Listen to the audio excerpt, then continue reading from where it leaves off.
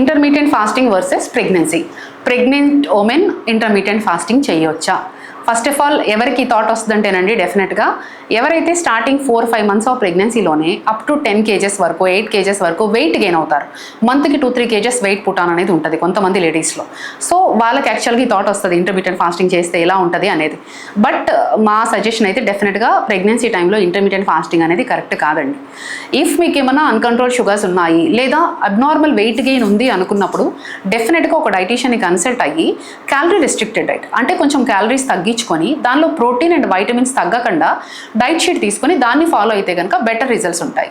And baby గ్రోత్ని మనం disturb చేయకుండా ఉన్నట్టు అవుతుంది. అండ్ ప్రెగ్నెన్సీలో వెయిట్ పుట్ ఆన్ అవుతున్నామా అని టెన్షన్ అసలు అవసరం లేదండి. నార్మల్గా pregnant women complete 9 months of ప్రెగ్నెన్సీలో అప్ టు 8 to 9 kgs వరకు కూడా వెయిట్ పుట్ ఆన్ అవ్వచ్చు అండి. దానివల్ల ప్రాబ్లం ఉండదు, అవ్వాలి కూడా యాక్చువల్గా. దానిలో 2.5 to 3 kgs అనేది మనకి బేబీ వెయిటే వచ్చేస్తుంది. అమ్నియోటిక్ ఫ్లూయిడ్ అవన్నీ కూడా 1 liter వరకు అంటే 1 kg వెయిట్ వరకు కూడా దగ్గరగా ఉంటుంది. అండ్ టోటల్ చూసుకుంటే ఎంత వెయిట్ గెయిన్ అయినట్లు 2 to 3 kgs గెయిన్ అయినట్లు లేదా 3 to 4 kgs గెయిన్ అయినట్లు. అండ్ ఆఫ్టర్ ప్రెగ్నెన్సీ మనకి లాక్టేషన్ పీరియడ్లో అది చాలా ఈజీగా తగ్గించేసుకోవచ్చు అండి ఆ వెయిట్ని. సో అందువల్ల దాని గురించి ఆలోచించకుండా ఇంటర్మీడియట్ ఫాస్టింగ్ అనేది ప్రెగ్నెంట్ ఉమెన్ చేయకూడదు అని స్ట్రిక్ట్గా చెప్తాం. ఎందుకు ప్రెగ్నెంట్ ఉమెన్ని చేయొద్దు ఇంటర్మీడియట్ ఫాస్టింగ్ అని చెప్తున్నాము అంటే, నార్మల్ పర్సన్కి వీళ్ళకి వ్యారీ ఉంటుందండి. అండ్ న్యూట్రిషనల్ ఇన్ఫర్మేషన్ వైడ్గా కూడా వ్యారీ ఉంటుంది.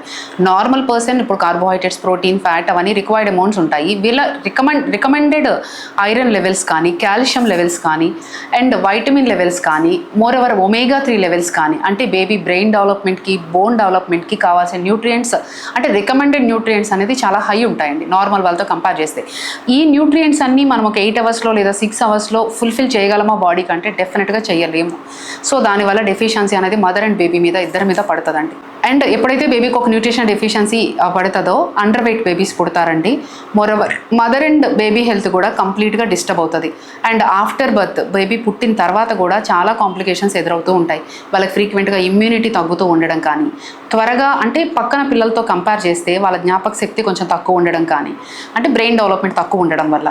మోరోవర్ ఆ పిల్లలు నడిచినట్లుగా కానీ, ఆ పిల్లలు యాక్టివ్గా ఉన్నట్లుగా కానీ ఈ పిల్లల్లో ఉండదన్నమాట. అండ్ అందుకోసం బేబీ అండ్ మదర్ ఇద్దరి హెల్త్ దృష్టిలో పెట్టుకొని ఇలాంటి డైట్స్ అనేది అస్సలు సజెస్టబుల్ కాదు.